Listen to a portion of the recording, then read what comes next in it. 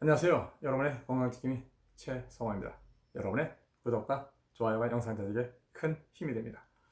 오늘 여러분과 같이 할 이야기는 아토피성 피부염에 대한 이야기를 시작하려고 합니다. 우리 아토피성 피부염 많은 사람들이 앓고 있고 많은 사람들이 걱정하고 많은 사람들이 고생하고 있다는 얘기예요. 그래서 아토피성 피부염에 대해서 오늘 어떻게 하면은 내가 치료를 하고 어떻게 하면 내가 또 예방을 하고 어떻게 하면 또 내가 재발하지 않아야 되니까 재발하지 않는 거에 대한 얘기를 하나씩 말씀드리도록 하겠습니다. 우리 먼저 아토피성 피부염이라는 것은 이런 거예요. 우리 몸 중에서 특히 접히는 부분들, 특히 이게 팔뚝 같은 게 접히지 않습니까? 이 안쪽에 접히는 부분이 이게 많이 가려워서 오는 병이에요. 근데 아토피성 피부는 꼭 이렇게 접히는 부분만 오는 것은 아니에요, 사실은. 엄연히 따진다 보면 뭐 손등에도 올 수도 있고 뭐 어깨에도 올 수도 있고 올 수가 있는데, 그런데 왜 접히는 부분이 더 심각하냐면 이거예요. 더 많이 가려워요. 더 많이 가렸다 보니까 나도 모르게 그냥 손톱으로 긁어요. 손톱으로 긁다 보니까 이 손톱에 있는 독에 의해서 2차 감염이 생기는 거예요. 2차 감염이 오다 보니까 어때요? 네, 계속 상처가 계속 끊임없이 이어지는 거예요. 그런 거예요. 그러니까 우리가 아토피성 피부염이 오면은 일단 어떻게 해요? 병원에 가요. 병원에 가면은 병원에서 의사들이 약을 처방해주고 약을 먹고 바르는 약도 주고 하더라는 얘기예요. 그런데 재미난 것은, 그리고 신기한 것은 그 약을 먹고 연고를 바르면요, 상처가 금방 꼬독꼬독하게 앓는 것 같아요. 그럼 그게 치료가 됐을까요? 그래서 이제 치료가 됐나 보다 하고 며칠 지나면 어때요? 또 재발해요. 무슨 얘기냐면은 병원에서 처방해주는 그 약이 아토피를 완전히 치료해주는 것은 아니고 그냥 임시방편으로 약간 눌러놓는다고 생각하시면 돼요. 자, 어쨌든 간에 아토피라는 것은 그러다 보니까 잘 치료가 안 되고 어렵다라는 얘기예요. 그런데 그럼 그 아토피라는 것이 왜 걸릴까요? 원인을 좀 알면 좀 속 시원할 것 같아요. 그러면은 내가 그 원인을 제거할 수 있지 않을까요? 예, 그래서 첫째 원인은 이런 거예요. 아토피가 걸리는 원인의 가장 중요한 원인은요, 우리 사람은 누구나 다 있는 양쪽의 폐, 우리 허파라 그러죠, 허파. 이 폐 기능에 문제가 될 수 있어요. 첫 번째, 이 폐가 약하면은 아토피가 올 가능성이 무지 아주 높다고 알아두시면 될 것 같아요. 그러면 야, 폐가 약하면 그렇구나. 그러면은 뭐 폐가 튼튼한 사람들은 아토피가 안 걸리겠네요. 그럴 수도 있어요. 어쨌든 간에 폐가 문제고, 그 다음에 두 번째는 유전적인 원인이에요. 그냥 쉽게 해서 가족력이에요. 가족력도 낄 수 있어요. 근데 그 가족력도 역시 잘 보면요, 이 폐가 약한 사람들이 대대로 집안에서 물려받을 거 아니에요. 그러다 보면 올 수 있다는 얘기예요. 그 다음에 환경적인 요인도 될 수 있어요. 요즘 어떤 환경이에요, 요즘요? 그냥 숨만 쉬어도 그냥 뭐 미세먼지에다가 그냥 뭐 황사에다가, 근데 미세먼지하고 황사가 무서운 게 있어요. 그 안에 중금속이 따라 들어온다는 얘기예요. 우리 몸에 중금속이 들어오면요, 잘 안 나갑니다. 따라 들어온다는 얘기예요. 그러다 보니까 문제가 되고, 그 다음에 요즘은, 예전에는 도시에 살고 있는 사람들만이 아토피가 많았었는데 요즘 우리나라 시골 내려가도, 농촌에 내려가도 아토피들이 많아요. 왜 그럴까요? 농촌이 도시화가 됐기 때문에 그런 거예요. 농촌도 산업화가 됐기 때문에 그런 거예요. 공기가 점점 나빠져요. 더군다나 우리나라 같은 경우는 중국에서 오는 그 중금속의 오염, 미세먼지라든가 이 황사에서 넘어오는 이런 중금속들, 그런 것에 의해서 우리나라 전역이 다 그냥 아토피가 걸릴 수 있는 환경을 만들어줬다는 얘기예요. 그 다음에 우리 어린아이들, 특히 젊은 친구들이 좋아하는 거 있죠. 인스턴트 식품들, 정크푸드 정말 좋아하죠. 이런 걸 많이 먹다 보니까 우리 몸이 많이 힘들어집니다. 힘들어지다 보니까 이 아토피가 바깥으로 표출되는 거야. 나 힘들어하고 얘기하는 거예요. 그 다음에 우리가 아까 얘기했듯이 환경적인 요인을 인하다 보니까 외부 공기만 나빠진 것이 아니라 실내 공기도 나빠져요. 그러니까 요즘 어때요? 그냥 공기청정기도 써야 되고 많이들 해요. 물론 그것도 괜찮을 수 있어요. 그 다음에 우리가 나도 알게 모르게 이게 알러지 물질들이 너무나 많아요, 주변에. 그러다 보니까 그런 것들로 인해서 그런 것들로 인해서 내가 아토피가 올 수 있다는 얘기예요. 그러면 아토피는 어떠한 증상이 있는지 먼저 한번 알아보도록 할게요. 첫째, 우리 그 유아기들, 어린아이들이죠. 유아기들. 그냥 태어나서 한 만 2세가 되기 전 아이들. 이런 아이들은 아토피가 이렇게 어떻게 오냐면요. 주로 얼굴, 머리, 몸, 팔, 다리, 이런 쪽으로 많이 와요. 그러면서 주로 어떻게 오냐면 얘네들이 무의식적으로, 그러니까 긁어요. 어린아이들은요. 많이 잘 긁어요. 그러니까 어린아이 때 우리 어떻게 해요? 그냥 손 보호에 끼워주잖아요. 네, 그거 끼워주는 이유가 어린아이일수록, 유아기일수록 아토피가 걸릴 확률이 높아요. 왜? 약하기 때문에. 면역력 자체가 약하기 때문에 그럴 수밖에 없어요. 근데 이 아이들은 그냥 누워만 있잖아요. 그냥 가려면 어떻게 본능적으로 긁어요. 얼굴이고 다 긁어. 그러다 보니까 이게 손에 이렇게 씌워줘야 된다는 얘기예요. 그러다 보니까 이게 뭐랄까요? 그냥 아이들이 아토피를 넘어서 완전 습진까지 갈 수 있어요. 왜? 2차 감염이라 그랬어요. 이 손톱에 독이 많아요. 어린아이들도요. 이 손톱에 독에 의해서 여러분들 혹시라도 만약에 내가 씻고 잘못하다가 손톱으로 팔 한번 긁은 적 있어요? 그럼 여기 버럭 올라와요. 내가 이게 피부가 다쳐서 그런 거지? 아니요. 손톱에 있는 독 때문에 그런 거예요. 그렇게 무서운 거예요. 혹시 우리 몸에 잠깐 얘기 빠졌지만 독 한번 따져볼까요? 우리 치아에는 독이 있을까요? 없을까요? 이 치아 독사의 뱀독보다 더 무섭습니다. 쉽게 얘기했어요. 뱀을 잡아가지고 물면 뱀이 어떨까요? 사람 독에 의해서 죽어요. 예, 그렇습니다. 어쨌든 간에 그 정도 알아두고, 그 다음에 유아기는 그냥 누워 있는 상태에다 하더라도 많이 긁기 때문에 그래야 돼요. 그 다음에 유아기가 조금 더 클 거 아니에요, 이제. 그럼 보통 우리 한 10-서너 살 정도까지. 그럼 여기 한 사춘기 이전까지 우리 그냥 어린이 시절, 어린아이 시절, 그냥 우리 그냥 어린아이라고 하죠. 그냥 초등학생, 저학년? 한 3-4학년? 한 3-4학년 정도까지라고 얘기하시면 될 것 같아요. 이런 아이들도 아토피성 피부염이 오는데 어떤 증상이 오냐면 이런 아이들은 주로 이마 쪽이라든가 눈 주변 쪽으로 많이 와요. 왜 그러냐면 가려운데 그냥 아이들은 장난을 많이 하고 모래장난도 하고 흙장난도 해요. 그러다 보니 나도 모르게 그 묻은 손을 가지고 그냥 문질러요. 그냥 긁어요. 근데 가장 약한 부분에 먼저 온다는 얘기예요. 근데 가장 약한 부분이 특히 어디예요? 눈 주변이에요.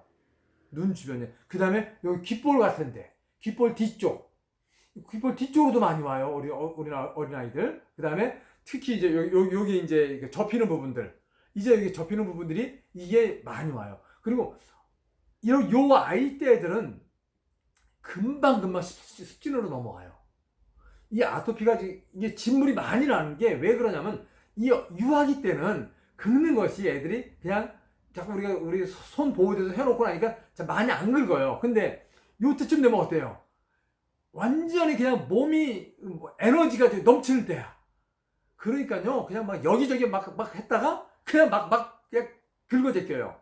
그러다 보니 2차 감염이 심해져요. 그냥 빨리 습진으로 넘어가게 되는 거예요.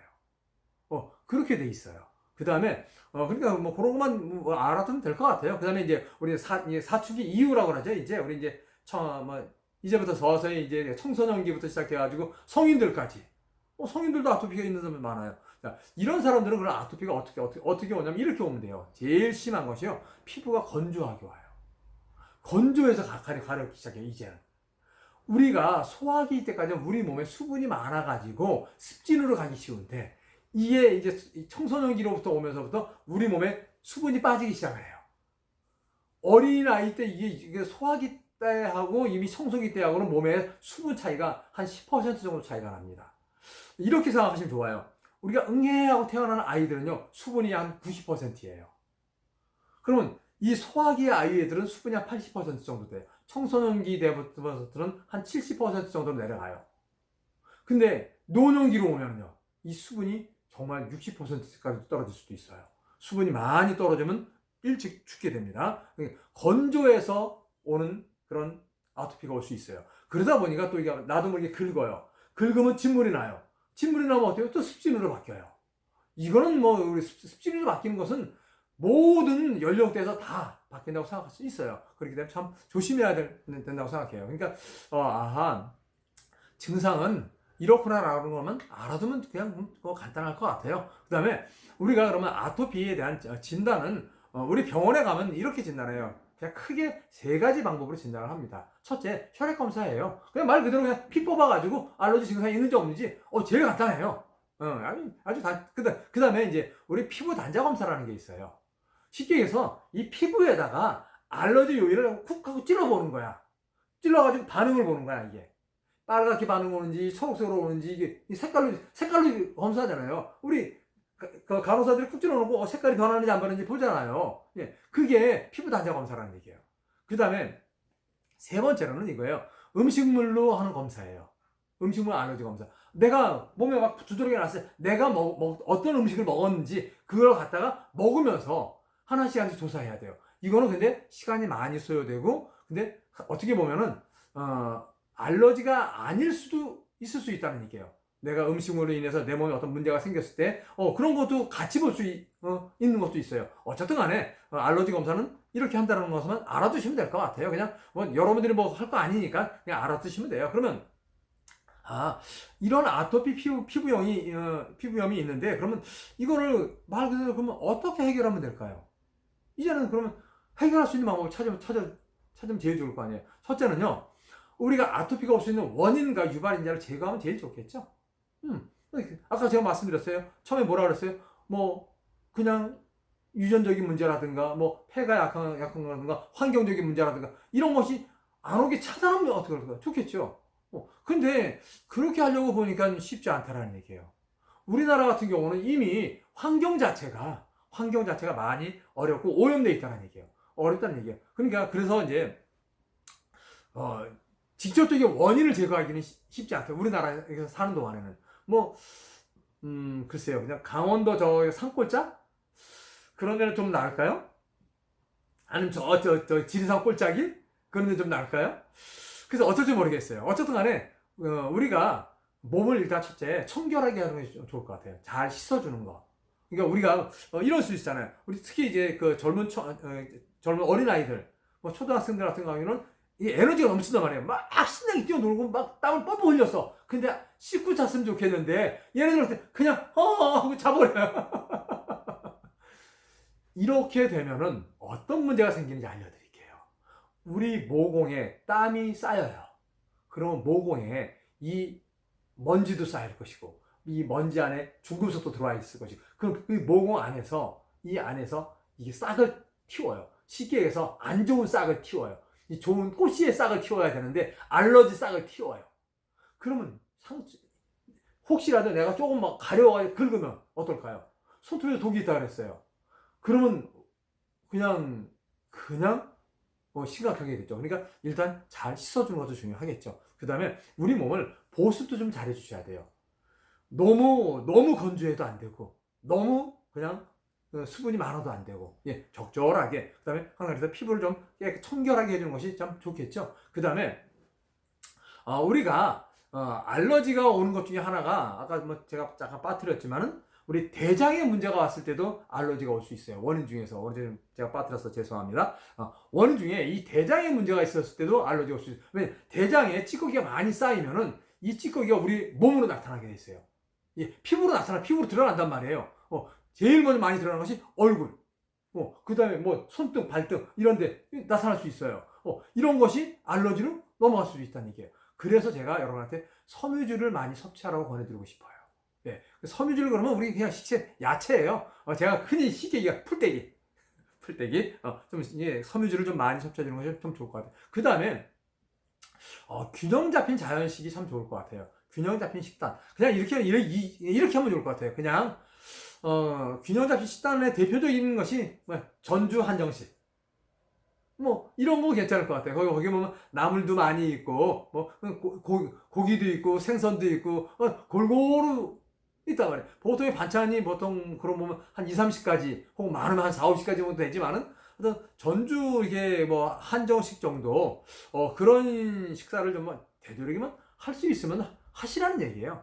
그런 게 좋고, 그 다음에 알러지에는 비타민 B6가 많이 필요합니다. 비타민 B6, 그 다음에 우리 이제 효소, 뭐 효모, 뭐 이런 것도 많이 좀 괜찮을 것 같아요. 그 다음에 생각보다 당근이 우리 알러지에 참 괜찮습니다. 당근이 좋아요. 그러니까 당근 맛있잖아요. 그냥 생으로 먹으면 맛있잖아요. 생으로 먹으면 더 좋아요, 당근은요. 왜? 당근 생으로 먹으면 그 맛있는 것도 있지만은 그 안에 식이섬유가 많아요. 괜찮아요. 그래서 당근 권해드리고, 그 다음에 우리 그 견과류 많이 먹죠? 많이 먹는데 그 중에서 특히 견과류도 괜찮고, 그다음에 견과류 중에서 해바라기 씨 괜찮아요. 권해드리고, 그다음에 우리 뽀빠이 하면 생각나는 거 있죠? 뽀빠이 하면 시금치. 예, 시금치라든가 뭐 생선 같은 거 이런 것도 많이 드셔주는 게 좋을 것 같아요. 그다음에 우리 신선한 야채 종류들 섬유질이 뭐 그 야채겠지만 풀떼기 우리 그런 거 좀 많이 드셔주시고, 그다음에 그냥 과일도 제철 과일도 같은 거 좀 드셔주시면 좋을 것 같아요. 이렇게 하면은 뭐 그게 알러지가 치료하거나 뭐 그런 것은 아니지만 그냥 좀 뭐랄까 좀 막 번지고 막 좀 뭐랄까 알러지를 예방할 수 있는 거, 아토피를 예방한다고 생각하시면 될 것 같아요. 아토피를 예방할 수 있다고 생각하시면 좀 좋을 것 같아요. 근데 아까 제가 처음에도 이렇게 말씀을 드렸어요. 우리가 아토피가 오면은 병원에 많이 가요. 근데 병원에 가면은 그 치료하는 약하고 먹는 약하고 이런 것이 거의 다 대부분 스테로이드제를 많이 써요. 그냥 특히 그러니까 아토피가 오면 스테로이드를 많이 쓰고 칼슘 유린 억제제를 많이 써요. 왜냐면 일단 억제를 좀 시켜줘야 되니까. 그 다음에 항히스타민제도 많이 쓰고 항바이러스제도 많이 쓰고요. 그러다 보니까 우리가 면역 조절제를 많이 써요. 면역 조절제는 여러분들 참 조심해야 될 것이 면역 조절제는 일종의 호르몬을 교란시킬 수 있어요.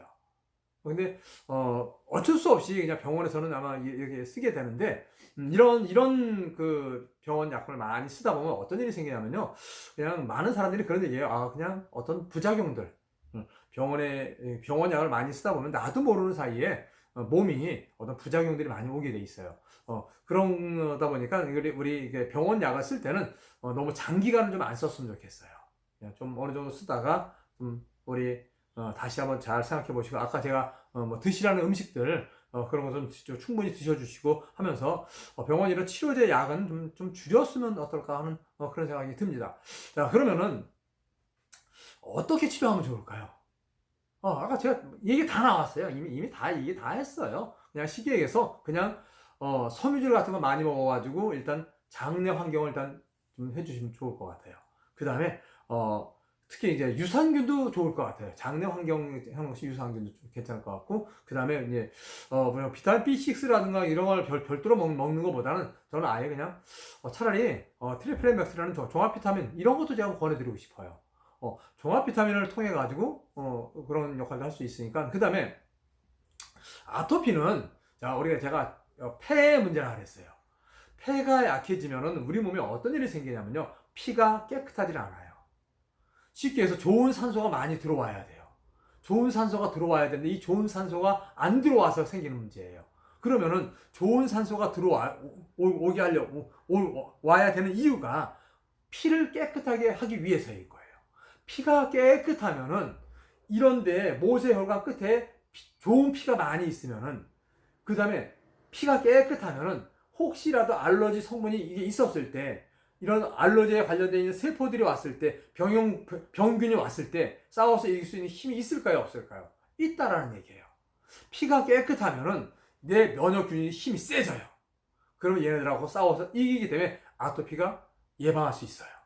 그런데 피가 걸쭉해, 끈적끈적해, 지저분해. 그러면 이 면역세포가 내 몸속에 있는 피에 끈적끈적하고 그거 청소하기 바빠요. 옆에 알러지가 피부로 침입할 때 얘 싸울 틈이 없어. 내 몸속 안에 있는 애가 싸워야 돼. 그러니까 어때요? 피를 깨끗하게 하면 되겠죠. 자, 제가 피를 깨끗하게 하는 방법에 대한 말씀을 제가 드리고 싶은 거예요. 자, 피를 깨끗하게 하는 방법 중에서 첫 번째가 저는 오메가3를 강력히 추천합니다. 오메가3 추천해 드리고요. 그 다음에 순생식도 추천해 드립니다. 자, 생식은 왜 추천해 드리냐면요, 생식은 쉽게 해서 이거예요. 엽록소예요. 제가 언젠가 다 이런 말씀 드린 것 같아요. 엽록소에 있는 분자 구조가 있어요. 그냥 쉽게 해서 동그랗게 생겼다 그렇게 그 안에 핵이 있고 이렇게 뭐 쭉쭉 있다고 생각할게요. 근데 이 엽록소의 분자 구조하고 우리 몸속에 있는 피, 헤모글로빈이라고 그러죠. 이 분자 구조가 너무너무 똑같아요. 이 헤모글로빈 피에 있는 분자 구조 한가운데에는 Fe-라는 철이 들어있어요. 근데 엽록소에는 Mg라는 마그네슘이 들어있습니다. 그게 무슨 말일까요? 즉, 쉽게 얘기해서, 그런데 우리 몸은 참 신기해요. 우리 몸의 간에는 이 철을 많이 저장하고 있어요. 왜 철을 많이 저장하고 있냐면, 유사시에 이 간에서 이런 엽록소가 들어오면 이 마그네슘하고 철을 바꿔가지고 바로 피로 만들어버려요. 피가 부족할 때 하는 일이에요. 괜찮겠죠? 그러면 이 좋은 생식을 먹으면 이 엽록소가 깨끗한 게 들어오면은 얘가 바로바로 피로 바뀌어지면 피가 깨끗할까요? 지저분해질까요? 깨끗해지더라는 얘기예요. 저는 어렸을 때 시골에서 살았어요. 농촌에서 살았어요. 그러니까 소도 끌고 나가보기도 하고 염소도 끌고 나가보고 했어요. 근데 이런 말씀을 드릴게요. 겨울에 우리 소를 잘 먹여요. 소를 잘 먹여야지 봄에 농사할 때 일꾼으로 쓰니까. 예전에는 그랬습니다. 근데 그러다 보니까 여물을 정말 큰 가마솥에다 삶아요. 거기다 콩꼭지도 넣고 콩도 좀 넣고 이게 삶아가지고 먹어줘요. 근데 이상하게도 겨울 내내 여물을 먹은 소의 피부는요, 좀 이게 맨들맨들하지가 않아요. 좀 거칠거칠해요. 그런데 재미난 것은 우리가 이제 봄철 돼가지고 이 새싹이 파릇파릇 나면은요, 이 소를 끌고 이게 풀이 들어갑니다. 그러면 이 소가 혀로 핥아가지고 이 풀들을 뜯어 먹어요. 근데 신기하게 일주일 정도 먹잖아요. 소 피부가 틀려요. 그거는 무슨 얘기냐면은 이 엽록소를 먹었을 때 그 안에 이 마그네슘이 Fe 철을 만나가지고 피로 바뀐다는 얘기예요. 사람도 마찬가지라는 얘기예요. 그래서 제가 여러분한테 이 생식을 권해드립니다. 어쨌든 간에 그 다음에 피를 맑게 해주는 것이 저출력 레이저인 라파402도 아주 탁월하게 좋습니다. 그런 것도 제가 권해드리니까 여러분, 오늘은 제가 아토피에 대한 말씀을 드렸어요. 혹시 여러분 영상 괜찮았나요? 혹시 여러분 도움이 되셨나 모르겠어요. 끝까지 들으셔서 정말 감사하고요. 여러분의 구독, 좋아요 부탁드립니다. 감사드립니다.